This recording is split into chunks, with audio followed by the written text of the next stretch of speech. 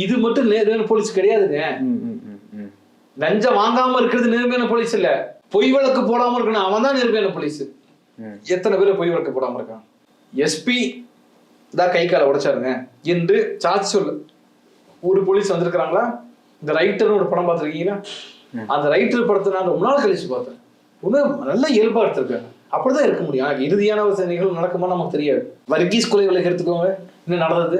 அந்த போலீஸை மிரட்டி எஸ்பி துப்பாக்கி சுட சொன்னாரு, அதனால அவர் இறந்து போகிறார். அவரால் தாங்க முடியல, ஒரு கடத்துல வந்து ஒரு புத்தகம் எழுதினார்.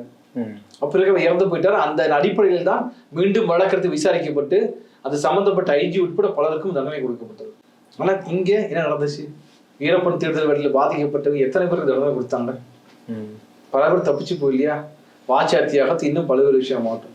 நான் மீண்டும் சொல்றேன், இந்த கூடங்குளம் விஷயமாகட்டும், தூத்துக்குடி துப்பாக்கி சூடாகட்டும், இங்க ஜல்லிக்கட்டு விஷயமாகட்டும், மக்களுக்காக போராடியவர்கள் மீது நடத்தப்பட்ட வன்முறை, இந்த வன்முறையின் மீது இந்த அரசு மேற்கொண்ட நடவடிக்கை என்ன?